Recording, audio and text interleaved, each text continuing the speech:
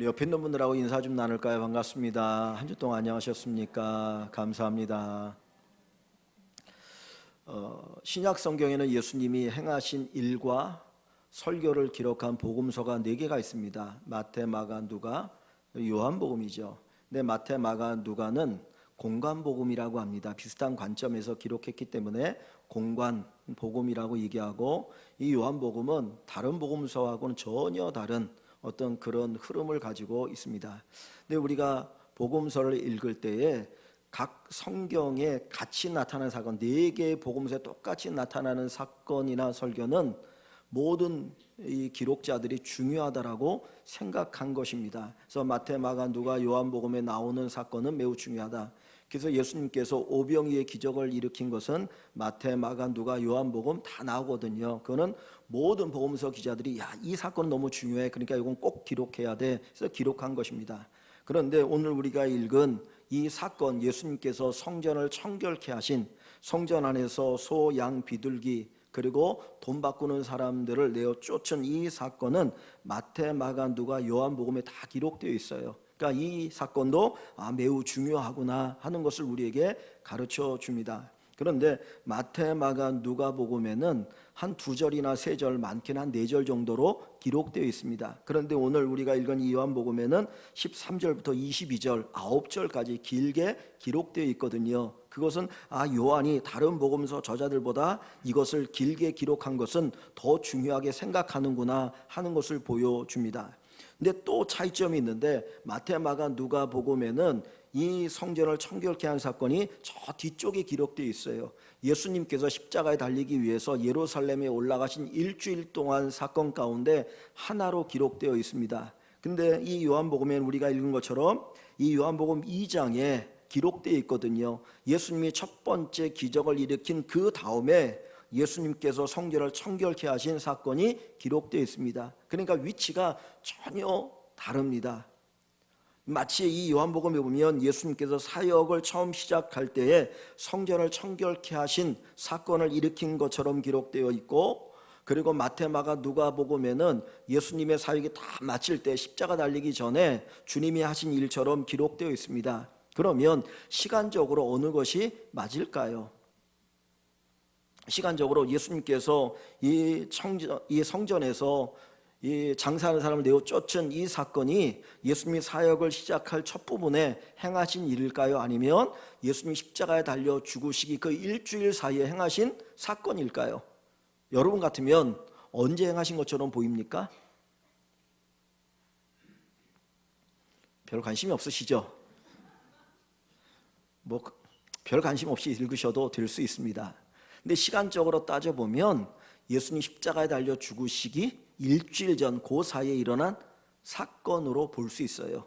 예수님께서 사역을 다 마치시고 이제 십자가에 달려 죽기 위해서 예루살렘으로 오셔서 예루살렘의 성전에 들어가셨는데 거기에 소, 양, 비둘기 파는 사람들, 돈 바꾸는 사람들이 있는 것을 보고 둘러 엎으시면서 공관복음에는 너희가 하나님의 집 성전을 강도의 소굴로 만들었다 책망을 하셔요. 근데 오늘 이 요한복음에는 내 아버지의 집을 장사하는 집으로 만들지 말라고 책망하시는 사건으로 기록되어 있습니다.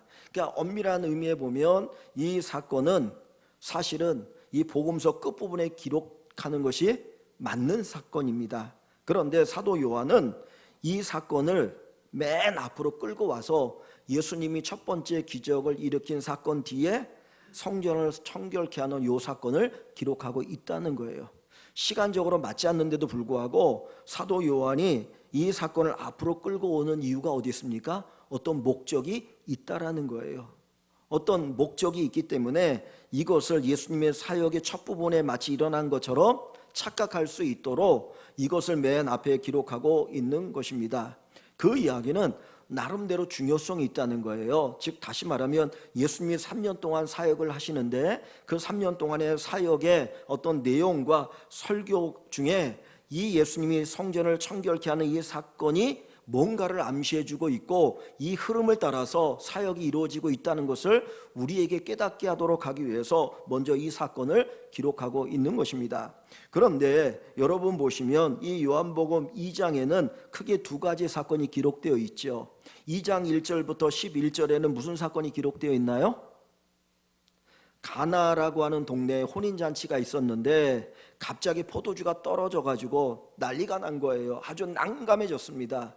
이 포도주가 풍성해서 먹고 마시고 즐거워하는 잔치가 되어야 되는데 이 포도주가 떨어진 거는 이 주인에게 말할 수 없는 창피고 수치거든요. 그때 예수님이 이곳에 초대되어 가셔서 거기서 물을 포도주로 만드는 기적을 일으키셔요. 그래서 물이 포도주가 되는 어마어마한 기적이죠. 구약에는 모세가 물을 뭘로 만듭니까? 물을 가지고 뭘 만들죠? 나일강에 물을 떠다가 피를 만들잖아요. 나일강에 물을 떠다 피를 만든 건 그거는 축복이에요, 저주예요?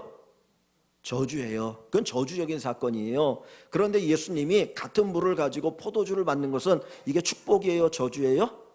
축복이에요. 그러니까 같은 물을 가지고 모세는 피를 만들어서 그 애굽을 저주했습니다. 그런데 예수님께서는 똑같은 물을 가지고 포도주를 만들어서 그 혼인잔치를 축복하시는 거예요. 기쁨을 잃어버린, 정말 잔치의 기쁨을 가지고 막 즐거워해야 되는데 포도주가 딱 떨어지니까 기쁨을 잃어버렸습니다. 그래서 이거 난감해갖고 어떻게 하지 할 때에 예수님이 물을 항아리에 채우게 하시고 그 물을 가지고 포도주를 만듦을 통해서 그 잔치가 다시 회복되어지고 거기에 기쁨이 있고 즐거움이 있고 신랑이 말할 수 없는 기쁨 속에서 그 잔치를 마칠 수 있게 하는 것이죠. 그래서 그 앞부분에 보면 마지막에 연회장, 이 잔치를 주관하는 연회장이 뭐라고 말합니까? 보통 사람 같으면 취하기 전에는 먼저 좋은 포도주를 줘서 마시게 하다가 취해서 알딸딸 해가지고 맛을 구분하지 못할 때 나쁜 것을 주는데 이 집은 처음보다 나중에 더 좋은 포도주를 주었다라고 하면서 칭찬을 하거든요. 사실 이게 예수 믿는 삶에 대한 이야기를 하는 겁니다. 그런데 요 가나 혼인잔치의 요 사건 뒤에 사도 요한은 저 뒤에 기록해야 될 이야기를 이 앞에다 끄집어서 예수님께서 성전을 청결케 하시는 사건을 기록하고 있다는 거예요. 하나님 앞에 예배를 드리는 그 장소, 하나님 앞에 제사를 드리는 그 장소 얼마나 거룩합니까? 얼마나 거룩합니까? 그리고 헤롯이 짓고 있던 이 성전은 아직까지도 완성이 되지 않은 성전이었어요. 몇 년을 지었냐면 이 뒷부분에 보니까 46년 동안을 성전을 지었다 그랬거든요. 46년을 지었는데도 불구하고 아직도 완공되지 않은 그 성전 얼마나 화려하겠습니까? 그 성전에서 이제 제사가 드려져야 되는데 온전한 제사가 드려지지 않고 소, 양, 비둘기 파는 장사하는 집이 될 때에 주님이 그것을 다 내쫓으시면서 주님이 책망하시고 말씀하시는 내용이 여기 기록되어 있어요. 그러면서 뒷부분에 가보면 예수님 뭐라고 말하냐면 너희가 이 성전을 헐어라. 너희가 이 성전을 헐어라. 어떤 성전을 얘기합니까? 지금 눈에 보이는 성전이에요. 그죠? 헤롯이 짓고 있는 완공되지 않은 화려한 성전인데 거기에는 뭐가 있어요? 온전한 제사가 드려지는 것이 아니라 소와 양과 비둘기를 파는 장사하는 집이 된 그 성전을 헐어버려라. 그러면 내가 사흘 동안에 그 성전을 일으키리라고 말씀을 하셔요. 이 내용이 오늘 우리가 읽은 이 본문의 내용입니다. 그러면 여러분 앞부분에는 가나 혼인잔치에 관한 이야기가 있다 그랬죠. 이 잔치가 중간에 파토가 날 위기에 처해 있는 난감한 주인이 수치스러운 그런 잔치, 모든 사람들이 손가락질하면서 야 잔치를 어떻게 이렇게 준비할 수가 있어, 이건 예의가 없네, 그리고 실망할 그런 잔치였는데 예수님이 거기에서 물을 포도주로 만들어서 다른 어떤 잔치보다 풍성한 잔치, 먹을 것도 차고 넘치는 잔치일 뿐만 아니라 다른 집에서 맛볼 수 없는 그 아주 맛 좋은 포도주가 넘치는 잔치로 주님이 만드신 거예요. 이게 사실은 천국의 기쁨을 얘기하는 거거든요. 천국의 기쁨을 보여주는 것이 가나 혼인잔치예요. 우리가 단순히 예수님의 말씀을 따라서 물을 부었더니 포도주가 된다, 요 기적을 얘기하려고 하는 게 아니고, 이 기적을 통해서 천국의 기쁨이 얼마나 큰 줄 아냐. 인간들의 힘으로는 천국의 기쁨을 잃어버리고 살아가는데, 나 예수가 십자가 달려 죽음으로 말미암아 그 천국의 기쁨이 회복된다라고 하는 것을 우리에게 보여주는 사건이 요 가나 혼인잔치의 사건이에요. 그런데 그 사건 뒤에 요 이야기를 꺼내고 있는 건 뭡니까? 갑자기 정반대 이야기잖아요. 앞에는 기쁨인데 뒤에는 성전이 장사하는 집이 되어서 하나님 앞에 제대로 예배가 드리지 않으니까 예수님께서 내쫓으시면서 너희가 하나님의 집을 장사하는 집으로 만들었다 책망하셔요. 그리고 나서 이 성전을 헐어버려라. 그러면 내가 새롭게 성전을 일으킬 것이다. 그런데 자, 여기 보세요. 맨 마지막에 가보시면 21절에 보면 예수님께서 3일 동안에 성전을 일으키겠다라고 말씀하시는 그 내용이 무엇을 얘기한다고 얘기합니까? 21절에 그러나 예수는 성전된 자기 육체를 가리켜 말씀하신 것이라. 3일 만에 성전을 다시 일으키겠다라고 했는데 3일 만에 일으키는 성전은 무슨 성전이에요? 예수님 자신이에요. 부활하신 예수님. 그러니까 헤롯의 그 장사하는 집이 되어진 그 성전을 헐어버리면 진짜 참 성전을 예수님이 만드셔서 어떻게 하게 한다고요? 우리로 하여금 하나님을 예배케 하게 한다는 게, 진짜 예배를 드릴 수 있도록. 그러면 거기에 뭐가 넘치게 됩니까? 가나 혼인잔치에 포도주가 넘쳤던 것처럼 기쁨의 포도주, 감사의 포도주, 평안의 포도주가 넘치는 예배가 된다는 거예요. 여러분, 저나 여러분이 지금 여기서 예배를 드리고 있습니다. 오늘 예배 참석하지 못한 분들도 많이 계신데, 오늘 예배를 드리고 있는데 정말 포도주가 넘치는 예배를 우리가 드리고 있습니까? 우리가 예배를 드리는데 정말 내가 예배를 드리면서 내 안에 막 포도주가 넘치는가? 기쁨의 포도주가 넘칩니까? 평안의 포도주가 넘칩니까? 감사의 포도주가 넘칩니까? 하나님과 신령한 영적인 교제의 포도주가 우리 안에 넘치고 있습니까? 아니면 가나 혼인잔치에 포도주가 다 떨어져 가지고 난감해한 것처럼 메마른 예배, 아무런 감동이 없는 예배, 그냥 형식적인 예배만이 드려지고 있습니까? 어제 제가 우리 노회 목사님 딸이 결혼을 해서 잠깐 결혼식에 다녀왔습니다. 주례하는 목사님이 참 은혜롭게 주례를 하시더라고요. 에베소 6장에 있는 말씀을 가지고 남편은 아내를 사랑하되 예수님이 자기 몸을 준 것처럼 아내를 사랑해라. 그러면서 하는 말씀이, 아내를 위해서 죽어줄 수 있겠느냐? 죽을 만큼, 내가 죽어질 만큼 사랑하겠느냐? 그러고 설교를 하시고, 그 다음에 아내에게는 남편을 위해서 온전히 복종하겠느냐? 설교를 하시더라고요. 근데 마침 그 주례를 쓰시는 목사님 사모님이 제 옆에 같이 앉아 있어가지고 제가 반농담으로 사모님이 그랬어요. 사모님은 참 행복하시겠습니다.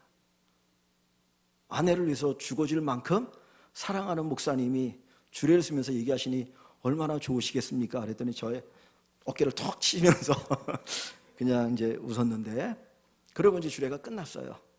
근데 축가를 하는데 그 신랑 신부를 아는 지인이라고 나와서 축가를 하는데, 제가 결혼식을 여러 번 다녀봤지만은 그렇게 축가를 잘하는 건 처음 봤어요. 진짜 아주 프로 가수가 와서 축가를 하는 것 같더라고요. 얼마나 감동적인지 몰라요. 그래서 제가 식사하면서 또 그런 농담을 했습니다. 결혼식에는 축가를 너무 잘하는 사람 부르면 안 되겠다고. 다른 건 생각이 안 나고 그 축가만 생각이 나더라고요. 주례자의 주례사 설교는 생각이 안 나고 축가만 생각나면 그것도 좀 문제잖아요. 그죠? 그래서 제가 반농담으로 이제 그런 얘기를 했거든요. 근데 그 축가가 정말 잘했어요. 근데 우리가 그 축가를 들으면서 성령의 감동, 하나님의 은혜, 하늘의 기쁨, 하늘의 평강이 넘치는 것이다라고 얘기는 할 수는 없는 거잖아요. 그죠? 우리가 예배를 드립니다. 오늘 이 시간 이 자리에서 예배를 드리는데 어떻게 보면 화려하지 않아요. 그죠?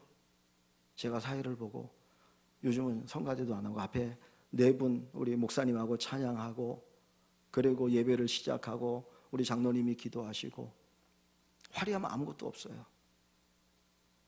화려함이 있느냐 없느냐, 그것이 하나님이 받으시고 기뻐하시는 예배의 기준이 아니고, 진짜 예배의 기준은 우리가 참된 성전에서 예배를 드리고 있느냐, 이것이 기준이 될 줄 압니다. 저 북한에 숨어있는 가정교회 성도들, 중국에 1억 2억의 가정교회 성도들이 있습니다. 그들에게는 성가대 없어요. 그들은 입을 벌려서 찬송하지도 못하는 경우가 수두룩해요. 그냥 눈으로 찬송가를 읽고 그리고 얼버무리면서 찬양을 드리고 설교를 듣고 예배를 드립니다. 그러나 거기에 말할 수 없는 감동이 있어요. 그 이유가 뭡니까?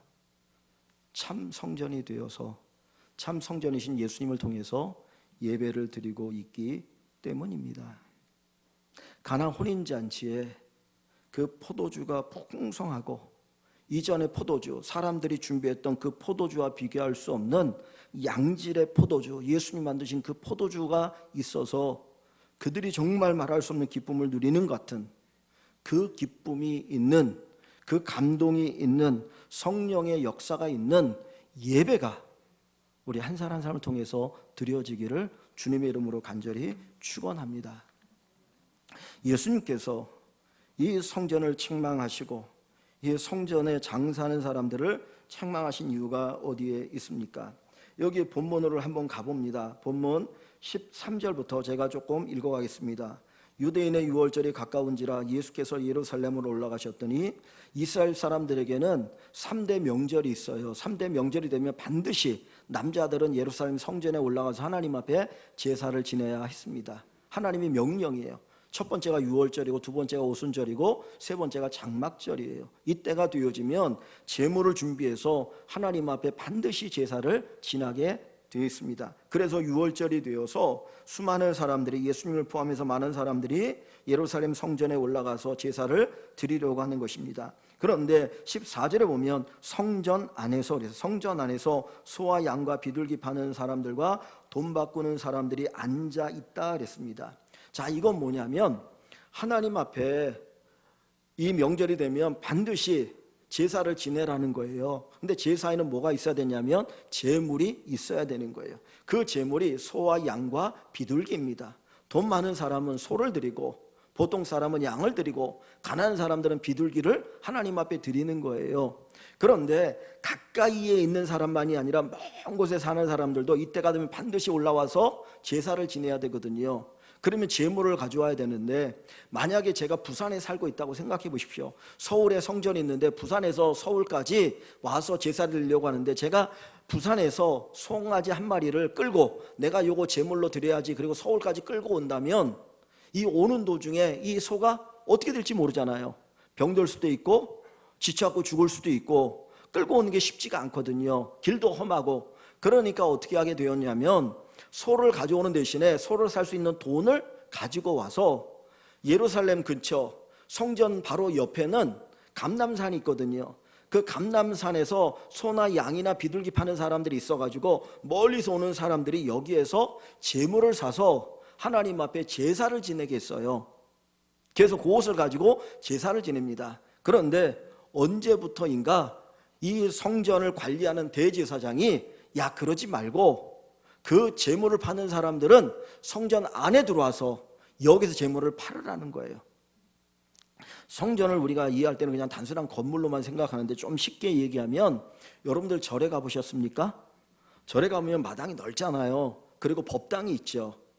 문으로 들어가면 마당이 넓게 있고 법당이 있어요. 우리가 성전이라고 할 때는 마치 절과 같은 그런 이미지 속에서 이해하시면 쉬워요.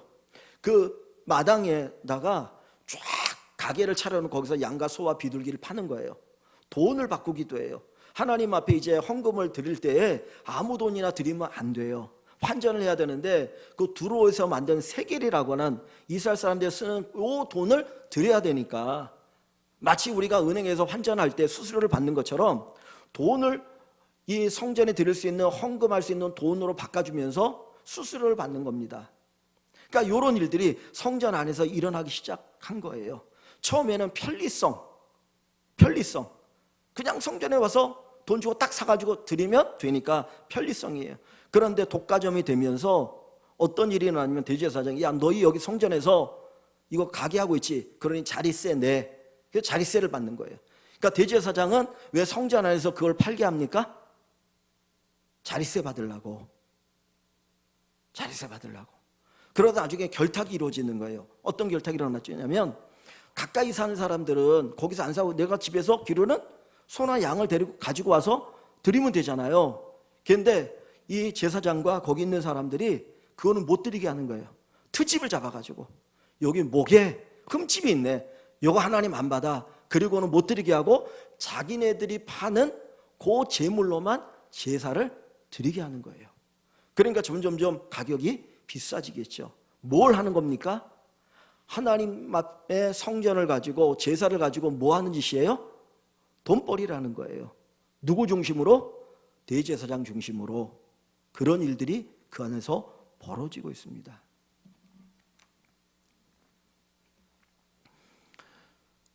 그 로마에 베드로 성당이 있습니다.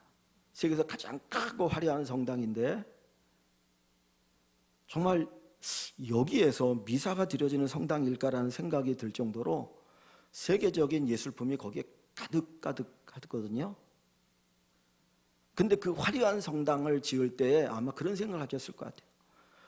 우리가 예배하는 하나님이 최고의 하나님인데 그 하나님 앞에 우리가 최고의 예배당을 드리자, 성당을 만들자, 그래서 짓기 시작한 것 같습니다. 그런데 그 성전을 지을 때 정말 성도들이 하나님을 사랑하고 하나님 예배하는 마음을 가지고 헌금을 해서 성전을 지어야 되는데 안 하거든요. 그러니까 어떤 방법을 썼느냐? 면죄부를 팔았습니다. 면죄부라는 게 뭐냐면 죄를 면해주는 어떤 종이 딱지를 얘기하는 거예요. 너희가 이 면죄부를 사면 너희 조상이 죄를 지어서 저 지옥에 가 있는데 그 동전이 너희가 살 때 똥 떨어지면 그 소리와 함께 저 지옥에 있는 너희 조상이 뭡니까? 연옥으로 가게 되고 연옥에 있는 조상이 너희가 면죄부를 사서 그 동전 소리가 땅 떨어지는 순간 천국으로 가게 된다. 그러면서 면죄부를 팔은 거예요. 그러니까 그 당시에는 성경 자체가 사람들이 가지고 있는 사람이 아무도 없었거든요. 그러니까 신부들이 그렇게 얘기하면 그게 맞는 얘기인 줄 알고 면죄부를 다 샀어요. 그래서 지어진 성당이 로마의 베드로 성당이에요. 지금도 스페인의 바르셀로나에 가면 가우디가 설계한 그 사그라다 파밀리아라고 하는 성당이 지금도 지어지고 있습니다. 어마어마하게 오랜 기간 동안 100년이 넘는 기간 동안 그 성당이 지어지고 있는데 그 성당이 어떻게 지어지고 있느냐면 관광객들이 입장료를 내요. 40유로라고 그래요. 40유로. 그러면 우리나라 돈으로 5만 원 이상의 돈을 내야 거기 들어가서 구경을 할 수 있는 거예요. 그것을 모아가지고 성당을 짓는다는 거예요. 그게 지금도 짓고 있어요.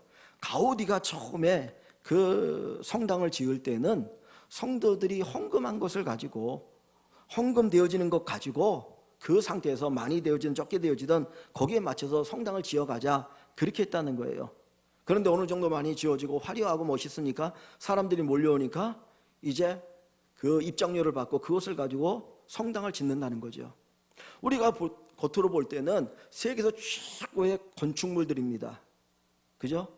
베드로 성당, 그리고 그 사그라다 파밀리아 성당. 그런데 정말 거기에 하나님이 받으시는 예배가 드려질까요? 장사하는 집 아닐까요?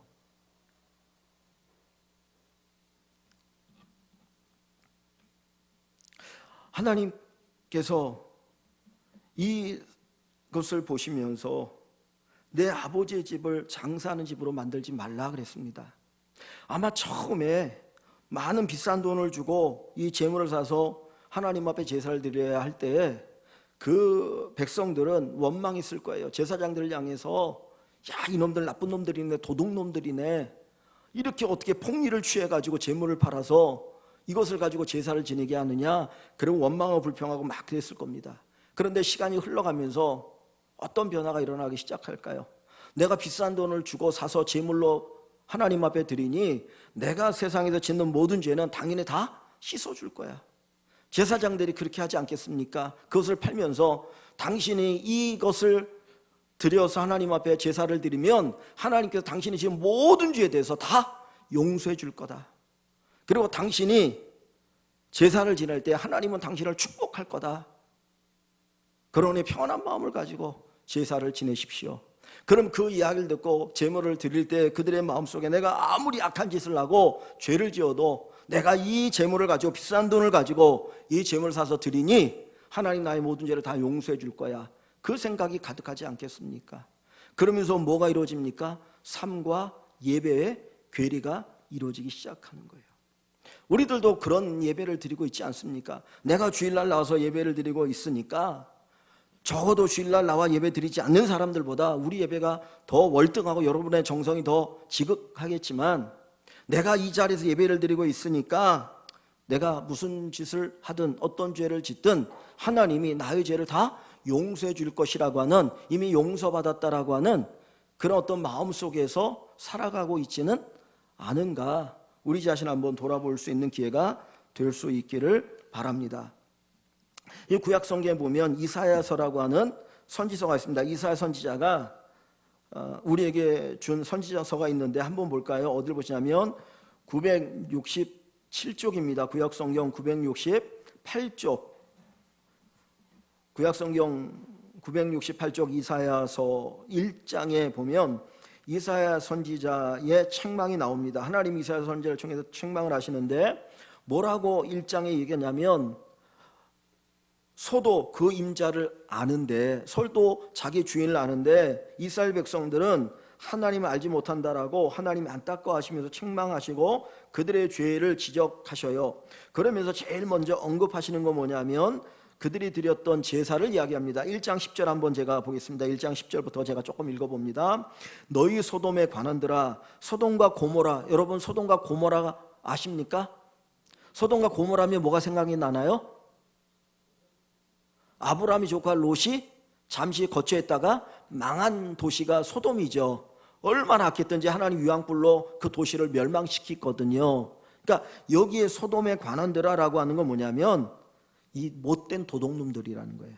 관원들은 지도자들이잖아요. 관리들을 얘기하고, 그러니까 소돔의 관원들아라고 하는 것은 아주 악한 사람들이라는 겁니다. 악한 지도자들이라고 주님이 책망하는 거예요. 너희 소돔의 관원들아, 여호와의 말씀을 들을지어다. 너희 고모라의 백성들아. 소돔과 고모라라고 얘기하잖아요. 소돔과 고모라, 고모라도 같이 망한 도시잖아요. 고모라의 백성들아고 얘기하는 건 뭡니까? 이 지도자만 이 타락한 게 아니라 누구도 타락했어요? 백성들도 같이 타락했어요. 엄청나게 타락했어요. 하나님이 심판하셔야 될 만큼 타락했다라는 것을 암시해 주는 것이 소돔과 고모라라고 하는 단어입니다. 우리 하나님의 법에 귀를 기울일지어다. 하나님의 법에 귀를 기울이지도 않고 지 멋대로 살고 악을 행하며 살았어요. 근데 자, 첫 번째 하나님이 지적하는 게 뭡니까? 11절 여호와께서 말씀하시되 너희의 무수한 재물이 내게 무엇이 유익하냐. 여기 보면 무수한 재물이라고 했어요. 무수한 재물이라는 뭡니까? 무수라는 게 셀 수 없다라는 거잖아요. 그러니까 이스라엘 백성들이 하나님 앞 제사 잘 드렸습니까? 안 드렸습니까? 잘 드렸나요? 안 드렸나요? 엄청나게 잘 드린 거예요. 무수한 재물이라고 그랬으니까 셀 수 없을 만큼 너희들이 재물을 많이 가져왔다는 얘기는 제사 엄청나게 많이 드렸다는 거예요. 소나 양이나 이거 가져다가 엄청나게 제사를 드리고 재물을 드렸어요. 자, 그런데 하나님이 그것에 대해서 뭐라고 말합니까? 나에게 무엇이 유익하냐? 너희가 그렇게 많은 제사를 드리고 예배를 드리는데 그 제사, 그 예물, 그 예배가 나에게 무슨 유익이 있느냐? 지금 예배의 대상은 누구예요? 하나님이셔요. 제사의 대상은 하나님이셔요. 하나님이 그 예배를 받아서 제사를 받는 건데, 너희가 수많은 제물을 가지고 나한테 예배를 드리고 있지만 나에게 그게 무슨 유익이 되느냐? 거꾸로 말하면 나에게 아무런 유익도 없고 나 기뻐하지도 않는다, 그 얘기를 하는 거예요. 자, 그 뒤에 보십시오. 나는 순양의 번제와 살찐 짐승의 기름에 뭐 했어요? 배불렀어요. 너무 많이 먹고 배불렀다는 거예요. 이제 진절머리가 난다는 표현을 씁니다. 나는 숫송아지나 어린 양이나 순염소의 피를 기뻐하지 아니한다. 너희가 드리는 그 예배, 그 제사 나 지금 기뻐하지 않아. 기뻐하지 않아. 자, 그 밑에 보시면 뭐라고 말합니까? 너희가 내 앞에 보이러 나오니, 내 앞에 보이러 나온다는 뭐예요? 출석 도장 찍으러 오는 거예요. 출석 도장 찍으러 오는 거예요. 출석 도장 찍으러 오고 있다는 것을 주님이 얘기하십니다. 마음은 없고 출석 딱 찍고 가는 거죠. 그죠?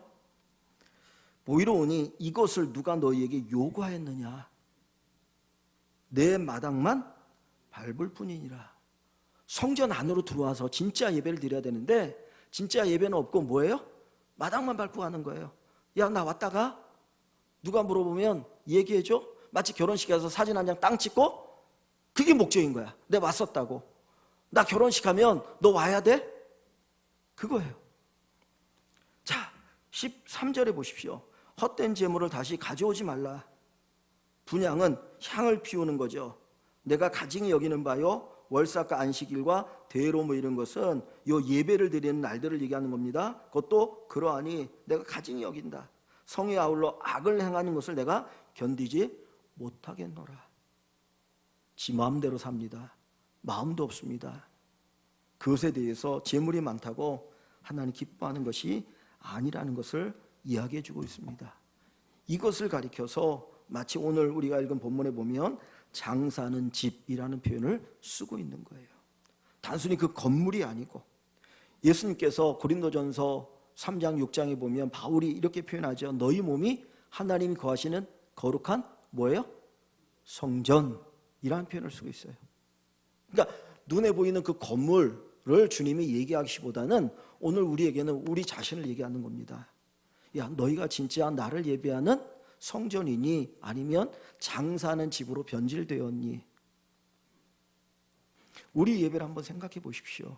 이 당시 예배나 오늘날의 예배나 크게 보면 형식적인 예배로 전락하는 부분들이 많이 있을 수 있다는 거예요.